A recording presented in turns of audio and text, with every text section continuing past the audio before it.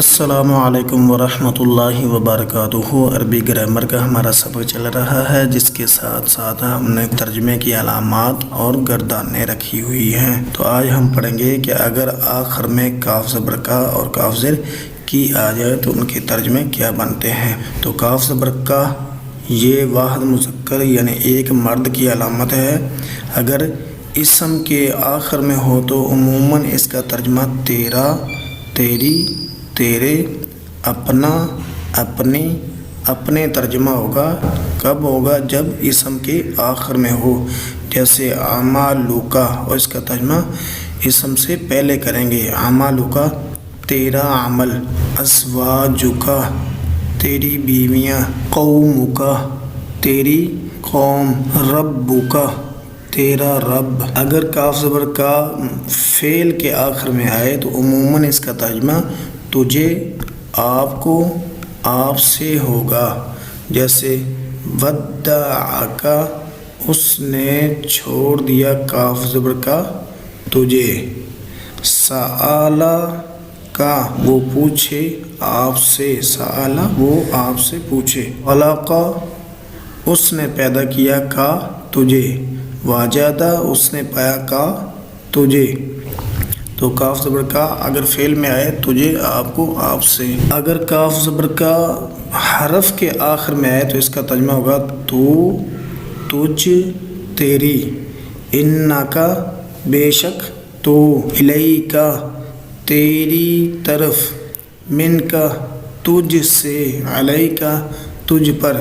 یہ انا، الی، من، علی یہ حرف ہیں، اور اگر ان کے بعد آئے تو، تجھ، تیری ترجمہ ہوگا۔ آگے ہے کبھی کاف اسموں کے شروع میں بھی آتا ہے، جیسے ہم نے پڑھا نا کہ یہ آخر میں آتا ہے، تو یہ کبھی کبھی شروع میں بھی آ جاتا ہے۔ جب شروع میں آئے تو یہ تشبیہ یعنی مشابہت کا مفہوم ظاہر کرے گا۔ تو ان کے ترجمے ہوں گے، جب شروع میں آئے ترجمے ہوں گے جیسے، کی طرح، مثل، مانند، یہ ترجمے ہوں گے، جیسے کصیب بارش کی مانند، کالقصر محل جیسی، کشجرۃ درخت کی طرح، کظلمات اندھیروں کی طرح۔ یہ شروع میں آئے جیسے یا جس طرح ترجمہ ہوگا۔ آگے ہے کاف زیر کی۔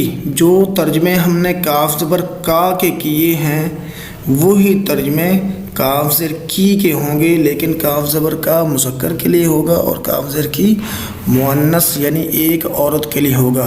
اگر اسم کے آخر میں آئے تیرا، تیری، تیرے، اپنا، اپنے، اپنے ہوگا، جیسے امو کی تیری ماں، ربو کی تیرا رب، ابو کی تیرا باپ، لذنبو کی اپنے گناہ کی۔ کاف زیر کی آئے تو سمجھ لیں کہ یہ عورت کو کہا جا رہا ہے۔ اگر فعلوں کے بعد آئے کاف زیر کی تو ترجمہ ہوگا تجھے، آپ کو، جیسے اصطفیٰ کی اس نے چن لیا تجھے، طہرا کی یہ قرآن میں سے ساری مثالیں ہیں، اس نے پاک کر دیا تجھے، جیسے مریم علیہ السلام کو اللہ تعالیٰ کہہ رہے ہیں۔ اگر حرف کے آخر میں آئے تو، تجھ، تیری، تیرے، اپنی ہوگا، علیکی تجھ پر، انکی بے شک تو، الیکی تیری طرف، لکی تیرے لیے۔ تو آج ہم نے پڑھا ہے اگر کاف زبر کا آخر میں یا شروع میں تو ان کے ترجمے کیا ہوں گے، اور کاف زیر کی آخر میں تو پھر کیا ترجمے ہوں گے۔ آگے ہمارا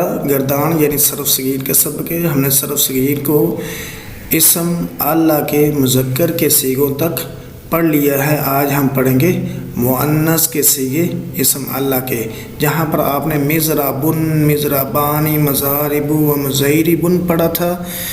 آپ نے مضربن کے آخر میں تا گول لگا کے اس سے پہلے حرف پر زبر لگا دینی ہے، مضرباتن، تو کیا بن جائے گا؟ مضرباتن، مضربتانی، مضارب و مضیربتن۔ تو یہاں تک سبق ہے۔ آپ نے صرف صغیر سے شروع کر کے یہ سارا اسی طرح پڑھتے جو ہے وہ اسم اللہ کے مؤنث کے صیغوں تک جو ہے وہ اچھی طرح رٹا لگانا ہے۔ بعد میں ہم ان کے ترجمے سیکھیں گے انشاءاللہ۔ آگے ہے گردان کا سبق۔ ماضی معلوم کی گردان ہم نے پڑھ لی ہے، اب پڑھیں گے ماضی مجہول۔ تو ماضی مجہول ماضی معلوم کی ہی طرح ہے، ان کے بنانے کا طریقہ آپ صرف کے سبق میں پڑھ لیں گے کہ ماضی معلوم سے ماضی مجہول کیسے بنے گا۔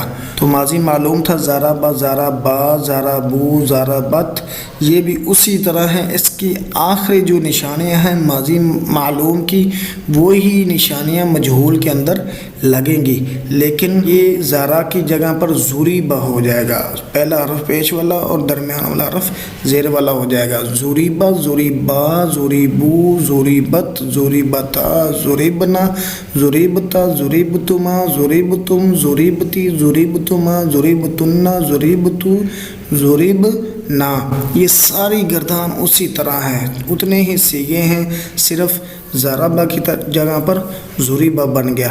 اور اس کا ترجمہ تھا مارا اس ایک مرد نے، اور مجہول ہونے کی وجہ پر کیونکہ مجہول کے اندر کرنے والا معلوم نہیں ہوتا تو اس کا ترجمہ ہو جائے گا مارا گیا وہ ایک مرد، اس میں گیا لانا ہے۔